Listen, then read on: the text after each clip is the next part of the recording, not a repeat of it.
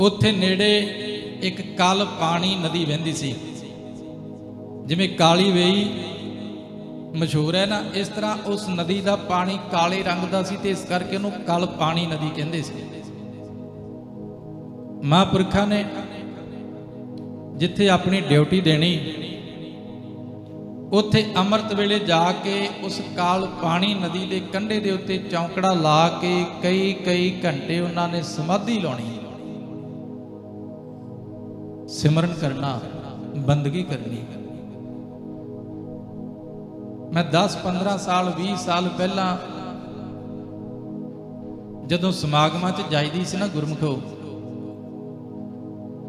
ਉਦੋਂ ਇਸ ਤਰ੍ਹਾਂ ਦੀਆਂ ਵਿਚਾਰਾਂ ਬਹੁਤ ਸੁਣਨ ਨੂੰ ਮਿਲਦੀਆਂ ਸੀ ਕਿ ਫਲਾਣੇ ਮਹਾਂਪੁਰਖਾਂ ਨੇ ਸਮਾਧੀ ਲਾਈ, ਫਲਾਣੇ ਗੁਰਮੁਖਾਂ ਨੇ ਲਿਵ ਜੋੜੀ। ਅੱਜ ਕੱਲ੍ਹ ਸਮਾਧੀ ਲਾਉਣ ਵਾਲੇ ਵੀ ਘਟ ਗਏ ਤੇ ਸਮਾਧੀ ਦੀ ਗੱਲ ਕਰਨ ਵਾਲੇ ਵੀ ਘਟ ਗਏ। ਚੰਚਲਤਾ ਇੰਨੀ ਹਾਵੀ ਹੋ ਗਈ ਹੈ ਨਾ ਗੁਰਮੁਖੋ ਸਾਡੇ ਤੇ। ਉਹ ਜਿਹੜੀ ਸਮਾਧੀ ਸੀ ਗੁਰੂ ਨਾਨਕ ਦੇ ਘਰ ਦੀ, ਸਹਿਜ ਸਮਾਧ ਲੱਗੀ ਹੈ ਭੀਤਰ ਸੋ ਰਸ ਸੋਈ ਜਾਣੈ ਜੀਓ, ਉਹ ਸਮਾਧੀ ਦੀਆਂ ਗੱਲਾਂ ਕਰਨ ਵਾਲੇ ਵੀ ਥੋੜੇ ਰਹਿ ਗਏ ਨੇ ਤੇ ਸਮਾਧੀ ਲਾਉਣ ਵਾਲੇ ਤੇ ਕੋਈ ਵਿਰਲੇ ਬੱਚੇ ਨੇ ਗੁਰਮੁਖੋ।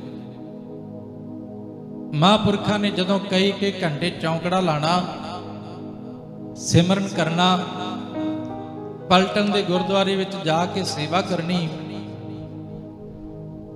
ਤੇ ਕੁਦਰਤੀ ਗੱਲ ਹੈ ਉਹਨਾਂ ਦੇ ਜੀਵਨ ਦੀ ਜਿਹੜੀ ਸੁਗੰਧੀ ਸੀ, ਜੀਵਨ ਦੀ ਜਿਹੜੀ ਮਹਿਕ ਸੀ, ਉਹ ਸਾਰੀ ਪਲਟਨ ਵਿੱਚ ਫੈਲ ਗਈ। ਤੇ ਕਈ ਵਾਰੀ ਪਿਆਰ ਦੇ ਵਿੱਚ ਬੈਠੇ ਮਹਾਂਪੁਰਖ ਸਮੇਂ ਤੋਂ ਪਰਾਂ ਚਲੇ ਜਾਂਦੇ, ਭਾਵ ਕਿ ਸਮੇਂ ਨੂੰ ਭੁੱਲ ਜਾਂਦੇ ਕਿ ਮੈਨੂੰ ਕਿੰਨਾ ਕੁ ਸਮਾਂ ਹੋ ਗਿਆ ਬੈਠੇ ਨੂੰ ਤੇ ਡਿਊਟੀ ਤੋਂ ਲੇਟ ਹੋ ਜਾਣਾ। ਇਸੇ ਪਲਟਨ ਦੇ ਵਿੱਚ ਇੱਕ ਹੋਰ ਬਾਣੀ ਪੜਨ ਵਾਲਾ ਰਹਿੰਦਾ ਹੈ, ਉਹ ਵੀ ਆਪਣੀ ਡਿਊਟੀ ਕਰਦਾ ਪਰ ਪਾਠ ਉਹ ਵੀ ਬੜਾ ਕਰਦਾ। ਬਾਣੀ ਪੜਨਾ ਉਹਦੇ ਸੁਭਾਅ ਦੇ ਵਿੱਚ ਹੈ। ਇਹ ਸੱਜਣ ਦੇ ਮਨ ਦੇ ਵਿੱਚ ਈਰਖਾ ਜਾਗੀ ਕਿ ਕਰਮ ਸਿੰਘ ਲੰਬੇ ਚੌਂਕੜੇ ਲਾਉਂਦਾ ਹੈ, ਬਾਣੀ ਪੜ੍ਹਦਾ, ਸੇਵਾ ਕਰਦਾ, ਇਹਦੀ ਵਡਿਆਈ ਹੋਣ ਲੱਗ ਪਈ ਤੇ ਮੇਰੀ ਵਡਿਆਈ ਘਟ ਗਈ ਹੈ। ਈਰਖਾ ਪੈਦਾ ਹੋ ਗਈ। ਇੱਕ ਬੇਨਤੀ ਕਰਾਂ ਗੁਰਮੁਖੋ, ਈਰਖਾ ਬਹੁਤ ਵੱਡੀ ਬਿਮਾਰੀ ਹੈ ਤੇ ਇਸ ਤੋਂ ਬਚਣਾ ਬਹੁਤ ਔਖਾ ਹੈ।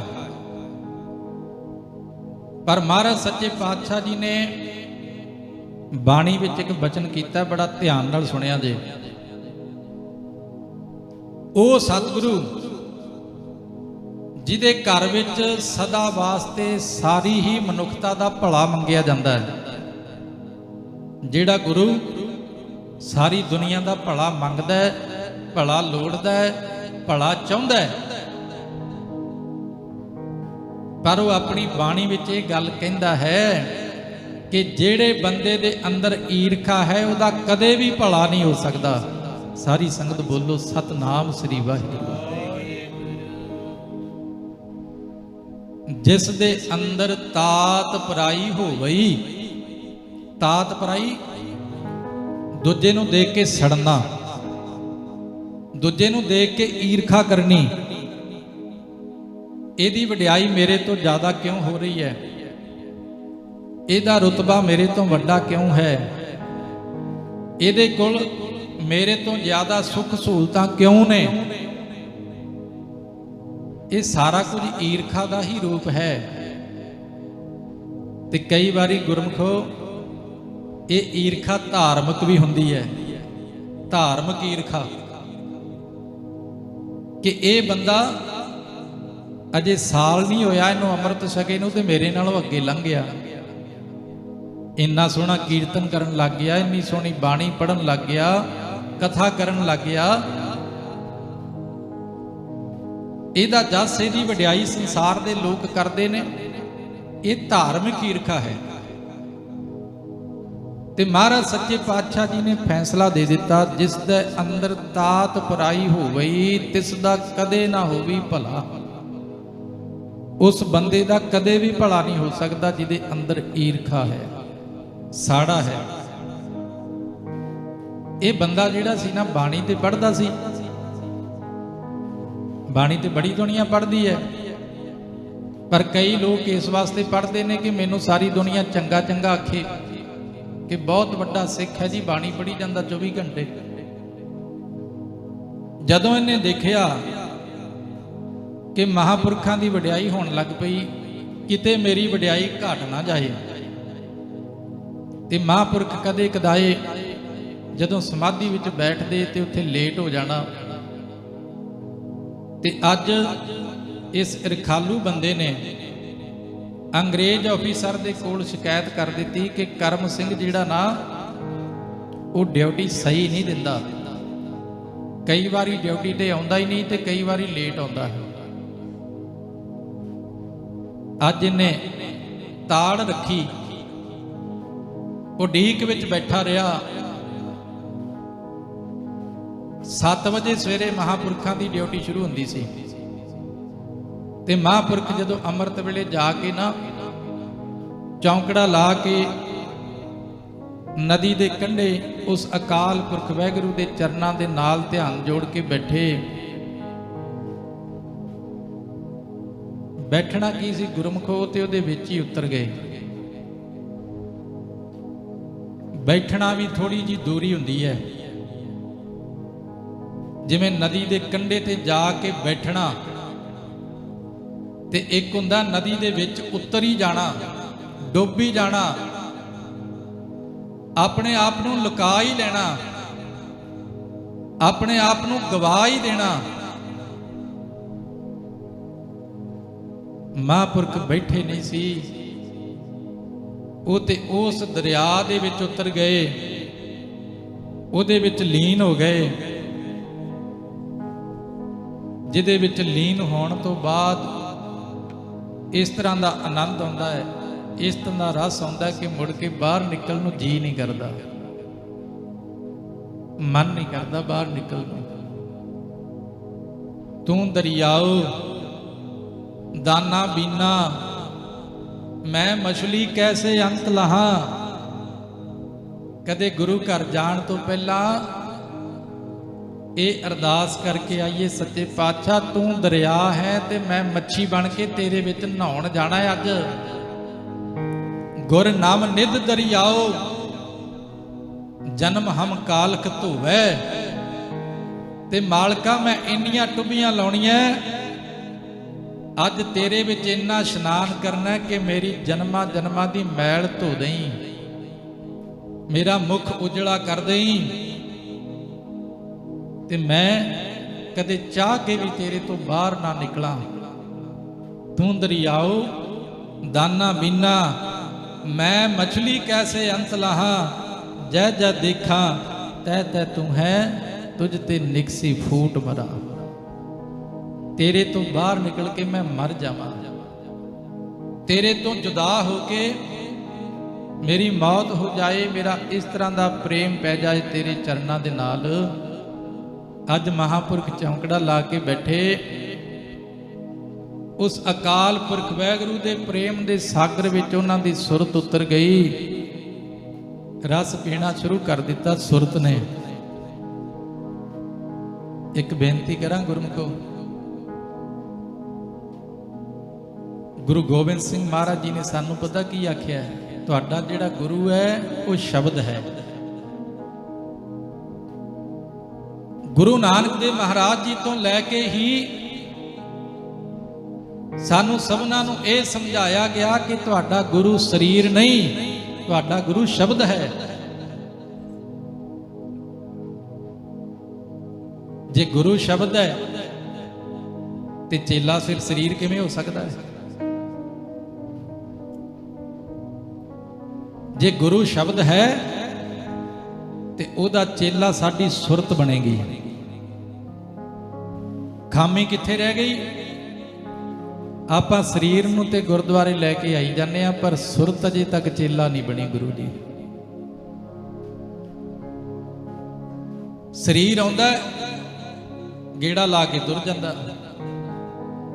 ਜਿਸ ਦਿਨ ਸਾਡੀ ਸੁਰਤ ਗੁਰੂ ਦੀ ਸੇਵਕ ਬਣ ਗਈ, ਸ਼ਬਦ ਗੁਰੂ ਸੁਰਤ ਧੁਨ ਚੇਲਾ ਵਾਲੀ ਅਵਸਥਾ ਸਾਨੂੰ ਪ੍ਰਾਪਤ ਹੋ ਗਈ, ਫਿਰ ਸਾਡਾ ਸਰੀਰ ਭਾਵੇਂ ਜਿੱਥੇ ਮਰਜ਼ੀ ਤੁਰਿਆ ਫਿਰੇ, ਸਾਡੀ ਸੁਰਤ ਕਦੇ ਗੁਰੂ ਤੋਂ ਜੁਦਾ ਨਹੀਂ ਹੋਏਗੀ। ਸੋ ਜਾਣੈ ਜਿਨ ਚਾਖਿਆ ਹਰ ਨਾਮ ਅਮੁੱਲਾ, ਕੀਮਤ ਕਹੀ ਨਾ ਜਾਈਐ ਕਿਆ ਕਹਿ ਮੁਖ ਬੋਲਾ। ਜਿਨ੍ਹਾਂ ਨੇ ਚੱਖ ਲਿਆ ਉਹ ਜਾਣਦੇ ਨੇ, ਤੇ ਜਿਨ੍ਹਾਂ ਦੇ ਸਾਹਮਣੇ ਥਾਲ ਪਰੋਸਿਆ ਪਿਆ ਪਰ ਚੱਖਣ ਦੀ ਹਿੰਮਤ ਨਹੀਂ ਕੀਤੀ ਕਦੇ। ਗੁਰੂ ਸਾਹਿਬ ਨੇ ਕੋਈ ਕਮੀ ਥੋੜੀ ਛੱਡੀ, ਮਹਾਰਾਜ ਜੀ ਨੇ ਥਾਲ ਪਰੋਸ ਕੇ ਰੱਖਿਆ ਹੋਇਆ। ਜਿਹੜੀ ਭੈਣ ਜਿਹੜੀ ਬੀਬੀ ਭੋਜਨ ਬਣਾਉਂਦੀ ਹੈ ਤੇ ਜਿਹੜੀਆਂ ਚੀਜ਼ਾਂ ਤੋਂ ਭੋਜਨ ਬਣਦਾ ਹੈ, ਕਦੇ ਉਹਨਾਂ ਨੂੰ ਪੁੱਛ ਕੇ ਦੇਖਿਓ ਕਿ ਭੋਜਨ ਬਣਨ ਤੋਂ ਪਹਿਲਾਂ ਕਿਹੜੇ ਕਿਹੜੇ ਪ੍ਰੋਸੈਸ ਦੇ ਵਿੱਚੋਂ ਉਹ ਲੰਘ ਕੇ ਆਉਂਦੀ ਹੈ। ਕਣਕ ਹੈ, ਚੌਲ ਨੇ, ਜਿੰਨੇ ਵੀ ਪਦਾਰਥ ਆਪਾਂ ਖਾਂਦੇ ਆ, ਉਹ ਕਿਹੜੀ ਪ੍ਰੋਸੈਸ ਵਿੱਚੋਂ ਲੰਘ ਕੇ, ਕਿੰਨੀ ਮਿਹਨਤ ਕਰਕੇ, ਕਿੰਨੀ ਘਾਲਣਾ ਘਾਲ ਕੇ ਕਿਸੇ ਦੀ ਭੁੱਖ ਮਿਟਾਉਣ ਵਾਲੇ ਬਣਦੇ ਨੇ। ਫਿਰ ਕਿੰਨੀ ਮਿਹਨਤ ਤੋਂ ਬਾਅਦ ਕੋਈ ਭੋਜਨ ਬਣਾ ਕੇ ਥਾਲ 'ਚ ਪਰੋਸ ਕੇ ਰੱਖਦਾ ਹੈ। ਗੁਰੂ ਸਾਹਿਬ ਨੇ ਕਿੰਨੀ ਘਾਲਣਾ ਘਾਲੀ, ਕਿੰਨੀ ਮਸ਼ੱਕਤ ਘਾਲੀ ਮਨੁੱਖਤਾ ਵਾਸਤੇ, ਕਿੰਨੀ ਵੱਡੀ ਕੁਰਬਾਨੀ ਦਿੱਤੀ ਗੁਰੂ ਅਰਜਨ ਦੇਵ ਮਹਾਰਾਜ ਸੱਚੇ ਪਾਤਸ਼ਾਹ ਜੀ ਨੇ। ਤਤੀ ਤਵੀ ਤੇ ਬੈਠਣ ਤੋਂ ਬਚਿਆ ਜਾ ਸਕਦਾ ਸੀ ਜੇ ਹਕੂਮਤ ਦੀ ਇੱਕ ਗੱਲ ਗੁਰੂ ਅਰਜਨ ਦੇਵ ਮਹਾਰਾਜ ਜੀ ਮੰਨ ਲੈਂਦੇ, ਗੁਰੂ ਗ੍ਰੰਥ ਸਾਹਿਬ ਸੱਚੇ ਪਾਤਸ਼ਾਹ ਜੀ ਦੇ ਵਿੱਚ ਮਿਲਾਵਟ ਕਰ ਦਿੰਦੇ, ਕੱਚੀ ਬਾਣੀ ਲਿਖ ਦਿੰਦੇ ਵਿੱਚ। ਪਰ ਗੁਰੂ ਅਰਜਨ ਦੇਵ ਮਹਾਰਾਜ ਸੱਚੇ ਪਾਤਸ਼ਾਹ ਜੀ ਨੇ ਪਤਾ ਕੀ ਆਖਿਆ ਸੀ? ਕਹਿੰਦੇ ਜਿਸ ਤਰ੍ਹਾਂ ਇੱਕ ਮਾਂ ਆਪਣੇ ਬੱਚੇ ਨੂੰ ਮਿਲਾਵਟੀ ਭੋਜਨ ਨਹੀਂ ਨਾ ਖਵਾਉਣਾ ਚਾਹੁੰਦੀ, ਇਸੇ ਤਰ੍ਹਾਂ ਮੈਂ ਆਪਣੇ ਗੁਰਸਿੱਖਾਂ ਨੂੰ ਮਿਲਾਵਟੀ ਭੋਜਨ ਨਹੀਂ ਛਕਾਉਣਾ, ਮੈਂ ਸ਼ੁੱਧ ਭੋਜਨ ਛਕਾਉਣਾ। ਤੇ ਇਹ ਥਾਲ ਤਿਆਰ ਕਰਨ ਵਾਸਤੇ ਮਹਾਰਾਜ ਸੱਚੇ ਪਾਤਸ਼ਾਹ ਜੀ ਨੇ ਤੱਤੀ ਤਵੀ ਤੇ ਬੈਠਣਾ ਪ੍ਰਵਾਨ ਕੀਤਾ। ਕਿੰਨੀਆਂ ਵੱਡੀਆਂ ਕੁਰਬਾਨੀਆਂ ਦਿੱਤੀਆਂ, ਪਰ ਕੈਸੀ ਬਦਕਿਸਮਤੀ ਹੈ ਸਾਡੀ ਗੁਰਮਖੋ। ਮਹਾਰਾਜ ਜੀ ਨੇ ਥਾਲ ਪਰੋਸ ਕੇ ਸਾਡੇ ਸਾਹਮਣੇ ਰੱਖਿਆ, ਪਰ ਸਾਡੇ ਤੋਂ ਬੁਰਕੀ ਤੋੜ ਕੇ ਮੂੰਹ 'ਚ ਵੀ ਨਹੀਂ ਪਾਈ ਜਾਂਦੀ। ਬਾਣੀ ਦੇ ਦਰਸ਼ਨ ਨਹੀਂ ਕੀਤੇ ਜਾਂਦੇ ਅੱਖਾਂ ਤੋਂ, ਬਾਣੀ ਨਹੀਂ ਸੁਣੀ ਜਾਂਦੀ ਸਾਡੇ ਕੰਨਾਂ ਤੋਂ, ਬਾਣੀ ਵਿੱਚ ਮਨ ਨਹੀਂ ਸਾਡਾ ਜੁੜਦਾ। ਸਤਿਗੁਰੂ ਸੱਚੇ ਪਾਤਸ਼ਾਹ ਜੀ ਦੀ ਅਗੰਮੀ ਬਖਸ਼ਿਸ਼ ਜਦੋਂ ਵਰਤਦੀ ਹੈ, ਜਦੋਂ ਰਸ ਆਉਂਦਾ ਹੈ ਤੇ ਫਿਰ ਸਭ ਕੁਝ ਭੁੱਲ ਜਾਂਦਾ। ਮਹਾਂਪੁਰਖ ਬੈਠੇ ਚੌਂਕੜਾ ਲਾ ਕੇ ਡਿਊਟੀ ਤੇ ਹਾਜ਼ਰ ਨਹੀਂ ਹੋਏ, ਤੇ ਉਹ ਸੱਜਣ ਜਿਹੜਾ ਈਰਖਾ ਵਾਲਾ ਸੀ ਉਹਨੇ ਸ਼ਿਕਾਇਤ ਕੀਤੀ। ਅੰਗਰੇਜ਼ ਆਫੀਸਰ ਆਇਆ, ਨਾਲ ਆਪਣੇ ਅਰਦਲੀ ਨੂੰ ਲੈ ਕੇ ਆਇਆ, ਤੇ ਆ ਕੇ ਕੀ ਦੇਖਦਾ ਹੈ? ਬਾਬਾ ਕਰਮ ਸਿੰਘ ਜੀ ਡਿਊਟੀ ਤੇ ਸਾਵਧਾਨ ਖੜੇ ਹੈ। ਉਹਨੇ ਸੋਚਿਆ ਵੀ ਕਿਤੇ ਮੈਨੂੰ ਭੁਲੇਖਾ ਹੀ ਨਾ ਹੋਵੇ। ਉਹਨੇ ਬੋਲ ਕੇ ਗੱਲ ਕੀਤੀ, ਫਿਰ ਆਪਣੀ ਡਾਇਰੀ ਦੇ ਉੱਤੇ ਮਹਾਂਪੁਰਖਾਂ ਦੇ ਸਾਈਨ ਕਰਵਾਏ। ਬੜਾ ਖੁਸ਼ ਹੋ ਕੇ ਸ਼ਾਬਾਸ਼ ਦੇ ਕੇ ਚਲਾ ਗਿਆ। ਉਧਰ ਜਦੋਂ ਮਹਾਂਪੁਰਖ ਸਮਾਧੀ ਤੋਂ ਉਥਾਨ ਹੋਏ, ਸਮਾਂ ਦੇਖਿਆ ਤੇ ਆਪਣੇ ਮਨ ਦੇ ਵਿੱਚ ਸੋਚਦੇ ਨੇ ਕਿ ਅੱਜ ਮੈਂ ਡਿਊਟੀ ਤੇ ਹਾਜ਼ਰ ਨਹੀਂ ਹੋ ਸਕਿਆ, ਚੰਗਾ ਹੀ ਹੋਵੇ ਜੇ ਮੇਰਾ ਨਾਂ ਕੱਟ ਦੇਣ ਤੇ ਮੈਂ ਹੁਣ ਸਾਰਾ ਹੀ ਸਮਾਂ ਭਗਤੀ ਵਿੱਚ ਲਾ ਦਿਆ ਕਰਾਂ।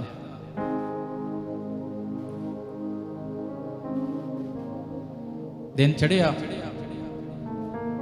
ਉਹ ਜਿਹੜਾ ਈਰਖਾ ਕਰਨ ਵਾਲਾ ਸੀ ਉਹਨੂੰ ਅੰਗਰੇਜ਼ ਅਫਸਰ ਨੇ ਬੁਲਾਇਆ,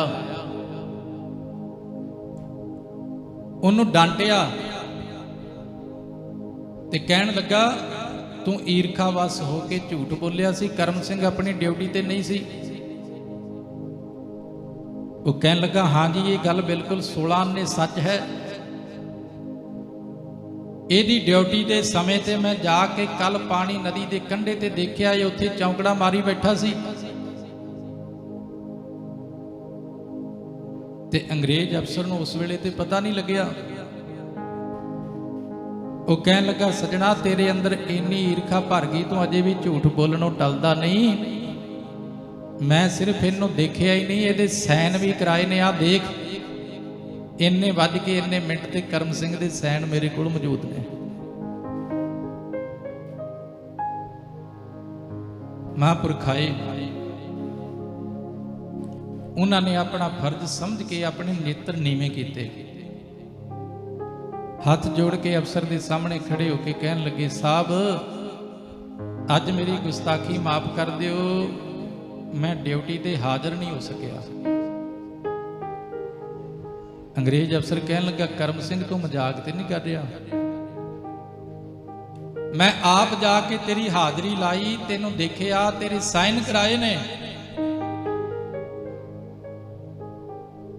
ਜੇ ਤੈਨੂੰ ਵਿਸ਼ਵਾਸ ਨਹੀਂ ਤੇ ਆਹ ਦੇਖ ਮੇਰੀ ਡਾਇਰੀ, ਇਹਦੇ ਵਿੱਚ ਤੇਰੇ ਆਪਣੇ ਸਾਈਨ ਕੀਤੇ ਹੋਏ ਨੇ, ਤੇਰੇ ਸਿਗਨੇਚਰ ਕੀਤੇ ਹੋਏ ਨੇ। ਜਦੋਂ ਬਾਬਾ ਕਰਮ ਸਿੰਘ ਜੀ ਨੇ ਸੱਚਮੁੱਚ ਉਸ ਡਾਇਰੀ ਦੇ ਉੱਤੇ ਆਪਣੇ ਸਾਈਨ ਦੇਖੇ, ਮਹਾਂਪੁਰਖ ਕੁਝ ਨਹੀਂ ਬੋਲੇ, ਪਰ ਉਹਨਾਂ ਨੂੰ ਪਤਾ ਲੱਗ ਗਿਆ ਮੈਂ ਜਿਹਦੇ ਚਰਨਾਂ ਨਾਲ ਜੱਫੀ ਪਾ ਕੇ ਬੈਠਾ ਸੀ, ਅੱਜ ਮੇਰੀ ਥਾਂ ਤੇ ਉਹ ਆਪ ਪਹਿਰੇਦਾਰ ਬਣ ਕੇ ਡਿਊਟੀ ਦੇ ਗਿਆ ਹੈ।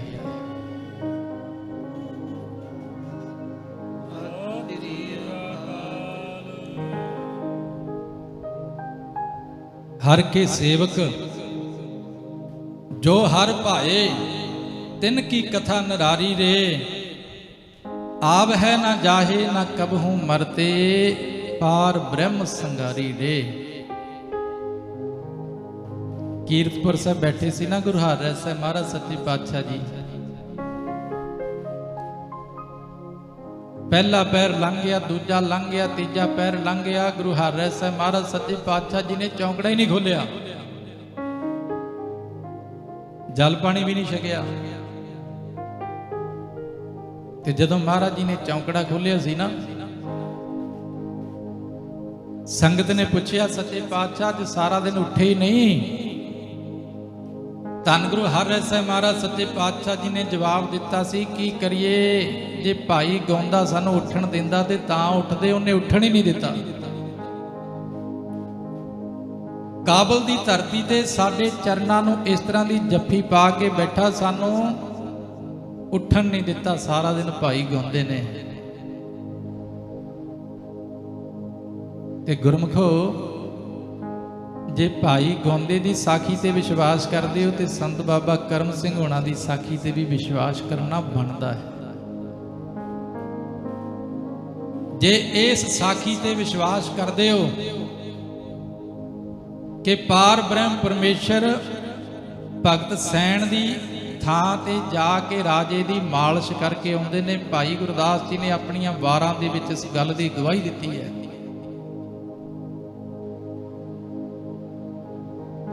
ते फिर ये जिहड़े महापुरख होए ने, जे गुरु नानक दा घर जुगो जुग अटल है, तो इत्थे गुरु दे प्यारे भी जुगो जुग अटल ने। जो कुछ महाराज सच्चे पातशाह जी दे समय वापरदा सी, वो अज भी वापरदा है ते सदा वास्ते वापरदा रहेगा, क्योंकि साडा गुरु भी जिउंदा है, गुरु दे प्यारे भी जिउंदे ने, वो कदे भी मरनगे नहीं, ते ना उन्होंने सिੱਖੀ दे प्रेम नूं कदे मरन देना, भावें मारन वाले बड़े तुरे फिरदे। उस वेले जदों महापुरखों को पता लगे ना कि साडी थां ते आके उस मालक ने पहरा देता, ये मालक दी मर्जी है गुरमुखो। हुण साडे घर दे विच 5 जी ने, 6 जी ने जां 7 जी ने, परिवार दे 8 मैंबर ने। वो मालक दी मर्जी है ना, किसी दी शक्ल किसी नाल उन्हें मिल नहीं दिती। कई जुड़वा बच्चे भी होंदे आ, जुड़वा जिहड़े 99% तक एक दूजे नाल मैच करते होंदे आ, पर उन्हां दे विच भी थोड़ा जिहा फर्क रख दिंदा है, अलग पहचान उन्हां दी बना के रखदा है। ते जे साडा मालक साडी घाड़त घड़न वाला वो वाहिगुरू साडियां शक्लां एक दूजे तो वख बना सकदा है, ते जे मालक चाहे ते अपना ही रूप अपने वर्गी सारी दुनिया बना सकदा है एक पल दे विच। जाप साहिब दे अंदर धन गुरु गोबिंद सिंह सच्चे पातशाह जी ने तां ही ते वचन कीते ने, एक मूरत, एक मूरत है इको ही है। एक मूरत अनेक दर्शन, कीन रूप अनेक, है इको ही है। लखां करोड़ां तरह के दर्शन दे सकता है, अनेक रूप धारण कर सकता है। एक मूरत अनेक दर्शन, कीन रूप अनेक, खेल खेल अखेल खेलन, अंत को फिर एक। वो चाहे ते एक पल दे विच ही लखां करोड़ां अरबां अपने रूप धारण कर लवे, ते एक पल दे विच फिर एक बन जावे। उहदी अपनी रजा है, अपनी मौज है। सारी संगत बोलो सतनाम श्री वाहिगुरू।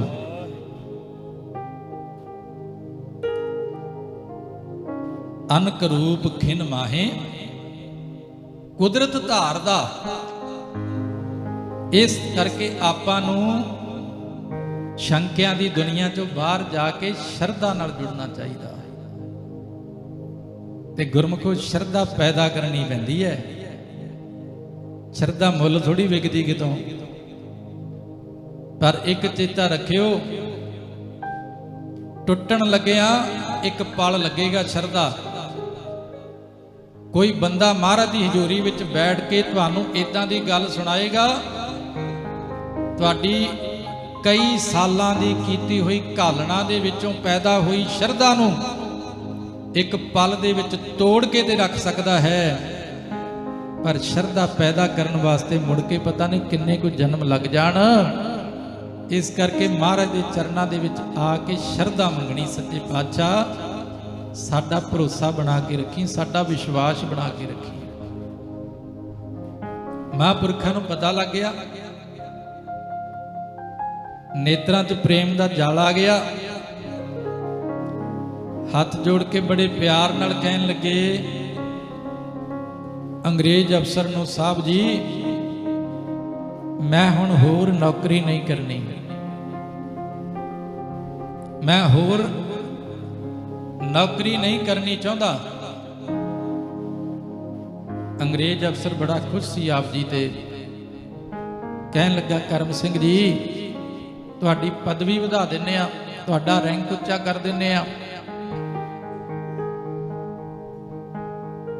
पर जिन्हां दे सामने रैंक इन्ना वड्डा होवे कि जिस तरह का मालक है मैं उदां दा बन जावां, जिन्हों पदवी एडी वड्डी नजर आउंदी होवे कि जिड्डा वड्डा गुरु है मैं ओडा वड्डा बन जावां। जेड़ी नदी नूं दिस रहा है कि सागर सामने है, मैं उहदे विच समा गई ते मैं भी सागर बन जावांगी। उस नदी नूं फिर नाले क्यों दिसणगे? उस नदी नूं छप्पड़ कित्थे नजर आउणगे? इक्को ही पदवी है। गुरु नानक दे घर विच सब तो वड्डी पदवी ਉਹ ਪਦਵੀ ਹੈ ਗੁਰੂ ਨਾਨਕ ਦੇ ਸੇਵਕ ਹੋ ਜਾਣਾ। ਸਾਰੀ ਸੰਗਤ ਬੋਲੋ ਸਤਨਾਮ ਸ੍ਰੀ ਵਾਹਿਗੁਰੂ। ਗੁਰੂ ਨਾਨਕ ਦੇ ਘਰ ਦੇ ਗੁਲਾਮ ਬਣ ਜਾਣਾ। ਤੁਮਰੀ ਸਰਣ ਤੁਮਾਰੀ ਆਸਾ, ਤੁਮ ਹੀ ਸੱਜਣ ਸੁਹੇਲੇ, ਰਾਖੋ ਰਾਖਣ ਹਾਰ ਦਇਆਲਾ, ਨਾਨਕ ਘਰ ਕੇ ਗੋਲੇ। ਜਿਨ੍ਹਾਂ ਨੂੰ ਇਹ ਪਦਵੀ ਨਜ਼ਰ ਆਉਂਦੀ ਹੋਵੇ ਕਿ ਗੁਰੂ ਨਾਨਕ ਸਾਹਿਬ ਸੱਚੇ ਪਾਤਸ਼ਾਹ ਜੀ ਇੱਕ ਵਾਰੀ ਆਪਣੀ ਰਸਨਾ ਤੋਂ ਮੈਨੂੰ ਆਪਣਾ ਸੇਵਕ ਕਹਿ ਦੇਣ, ਆਪਣਾ ਸਿੱਖ ਕਹਿ ਦੇਣ, ਉਹਦੇ ਵਾਸਤੇ ਦੁਨਿਆਵੀ ਪਦਵੀਆਂ ਦੀ ਕੀ ਵੈਲਿਊ ਹੈ। ਲੱਖਾਂ ਵਾਰੀ ਵਰਜਿਆ ਰੋਕਿਆ, ਅੰਗਰੇਜ਼ ਅਫਸਰ ਜਦੋਂ ਨਾ ਮੰਨਿਆ, ਬਾਬਾ ਜੀ ਕਹਿੰਦੇ ਮੈਂ ਚੱਲਿਆ, ਮੈਂ ਹੋਰ ਨੌਕਰੀ ਨਹੀਂ ਕਰਨੀ, ਮੇਰਾ ਨਾਮ ਕੱਟ ਦਿਓ। ਕਹਿੰਦੇ ਕਰਮ ਸਿੰਘਾ ਤੂੰ ਪਲਟਣ ਵਿੱਚ ਰਹਿ, ਭਾਵੇਂ 24 ਘੰਟੇ ਸਮਾਧੀ ਲਾ ਕੇ ਨਾਮ ਜਪੀ ਜਾ, ਕੰਮ ਨੂੰ ਹੱਥ ਨਾ ਲਾ, ਡਿਊਟੀ ਬਿਲਕੁਲ ਨਾ ਕਰ, ਪਰ ਪਲਟਣ ਤੋਂ ਬਾਹਰ ਨਾ ਜਾ। ਸੰਤ ਬਾਬਾ ਕਰਮ ਸਿੰਘ ਜੀ ਕਹਿੰਦੇ ਮੇਰਾ ਨਾਮ ਕੱਟ ਦਿਓ, ਮੈਂ ਨਹੀਂ ਕਰਨੀ ਇਹ ਨੌਕਰੀ। ਅੰਗਰੇਜ਼ ਅਫਸਰ ਕਹਿੰਦਾ ਜੀ ਨਾਮ ਤੇ ਨਹੀਂ ਕੱਟਿਆ ਜਾਣਾ ਮੇਰੇ ਤੋਂ, ਮੈਂ ਤੁਹਾਡਾ ਨਾਮ ਨਹੀਂ ਕੱਟ ਸਕਦਾ। ਸੰਤ ਬਾਬਾ ਕਰਮ ਸਿੰਘ ਜੀ ਕਹਿੰਦੇ ਜਿੰਨੇ ਪਹਿਰਾ ਦਿੱਤਾ ਨਾਮ ਵੀ ਉਹ ਆਪ ਹੀ ਕਟਵਾ ਲੇਗਾ, ਜਾਓ ਆਪਣੇ ਰਜਿਸਟਰ ਫੋਲ ਕੇ ਦੇਖ ਲਓ, ਮੇਰਾ ਨਾਮ ਨਹੀਂ ਲੱਭੇਗਾ ਤੁਹਾਨੂੰ। ਮਹਾਂਪੁਰਸ਼ ਇਹ ਗੱਲ ਕਹਿ ਕੇ ਪਲਟਨ ਦੇ ਗੁਰਦੁਆਰਾ ਸਾਹਿਬ 'ਚ ਗਏ, ਉੱਥੇ ਜਾ ਕੇ ਅਰਦਾਸ ਕੀਤੀ, ਮਹਾਰਾਜ ਸੱਚੇ ਪਾਤਸ਼ਾਹ ਜੀ ਦਾ ਹੁਕਮਨਾਮਾ ਸਾਹਿਬ ਲਿਆ, ਤੇ ਸੱਚਮੁੱਚ ਅੰਗਰੇਜ਼ ਅਫਸਰ ਨੇ ਸਾਰੇ ਰਜਿਸਟਰ, ਉਹਨਾਂ ਦੀ ਨੌਕਰੀ ਦਾ ਸਾਰਾ ਰਿਕਾਰਡ ਚੈੱਕ ਕਰ ਲਿਆ, ਪਰ ਬਾਬਾ ਕਰਮ ਸਿੰਘ ਜੀ ਦਾ ਨਾਮ ਉਹਨਾਂ ਨੂੰ ਕਿਤੋਂ ਵੀ ਮਿਲਿਆ ਨਹੀਂ। ਬੜੀ ਵੱਡੀ ਹਿੰਮਤ ਹੁੰਦੀ ਆ ਗੁਰਮਖੋ, ਦੁਨੀਆ ਦੀ ਡਾਇਰੀ ਚੋਂ ਨਾਮ ਕਟਾ ਕੇ ਗੁਰੂ ਦੀ ਡਾਇਰੀ 'ਚ ਲਿਖਾਉਣਾ ਪੈਂਦਾ। ਇਹੀ ਹਿੰਮਤ ਸਾਡੇ ਤੋਂ ਹੋ ਨਹੀਂ ਰਹੀ। ਅਸੀਂ ਤੇ ਗੁਰਦੁਆਰੇ ਜਾ ਕੇ ਵੀ ਇਸੇ ਕੋਸ਼ਿਸ਼ ਵਿੱਚ ਲੱਗੇ ਹੋਏ ਆ ਕਿ ਸਾਡਾ ਨਾਮ ਉਸ ਡਾਇਰੀ ਵਿੱਚ ਲਿਖਿਆ ਜਾਏ ਜਿੱਥੇ ਦੁਨੀਆ ਦੇ ਲੋਕ ਸਾਡੀ ਵਡਿਆਈ ਕਰਨ। ਇਸੇ ਕਰਕੇ ਤੇ ਗੁਰੂ ਦੀ ਕਿਤਾਬ 'ਚ ਸਾਡੀ ਅਜੇ ਤੱਕ ਹਾਜ਼ਰੀ ਨਹੀਂ ਲੱਗੀ। ਜਿਸ ਦਿਨ ਦੁਨੀਆ ਦੀ ਕਿਤਾਬ 'ਚੋਂ ਨਾਮ ਕਟਵਾਉਣਾ ਪਸੰਦ ਕਰੋਗੇ, ਉਸ ਤੋਂ ਬਾਅਦ ਫਿਰ ਗੁਰੂ ਨਾਨਕ ਦੀ ਡਾਇਰੀ ਦੇ ਵਿੱਚ ਤੁਹਾਡਾ ਨਾਮ ਲਿਖਿਆ ਜਾਏਗਾ, ਤੇ ਉਸ ਨਾਮ ਨੂੰ ਫਿਰ ਮੁੜ ਕੇ ਕਦੇ ਕੋਈ ਮੇਟ ਨਹੀਂ ਸਕਦਾ। ਜਿਵੇਂ ਗੁਰੂ ਨਾਨਕ ਦਾ ਨਾਮ ਜੁਗੋ ਜੁਗ ਅਟਲ ਹੈ ਨਾ, ਇਸੇ ਤਰ੍ਹਾਂ ਫਿਰ ਸਾਡੀ ਵੀ ਸੋਭਾ ਜੁਗੋ ਜੁਗ ਅਟਲ ਹੋ ਜਾਊਗੀ। ਇਸ ਯੁਗ ਮੈਂ ਸੋਭਾ ਨਾਮ ਕੀ, ਬਿਨ ਨਾਮੈ ਸੋਭ ਨਾ ਹੋਏ, ਇਹ ਮਾਇਆ ਕੀ ਸੋਭਾ ਚਾਰ ਦਿਹਾੜੇ, ਜਾਂਦੀ ਬਿਲਮ ਨਾ ਹੋਏ। ਆਓ ਜਿਹੜੇ ਨਾਮ ਨੂੰ ਜਪ ਕੇ, ਜਿਸ ਸਿਮਰਨ ਨੂੰ ਕਰਕੇ ਮਹਾਂਪੁਰਖ ਸੰਤ ਬਾਬਾ ਕਰਮ ਸਿੰਘ ਜੀ ਹੋਤੀ ਮਰਦਾਨ ਵਾਲੇ ਇਸ ਪਦਵੀ ਤੱਕ ਪਹੁੰਚੇ,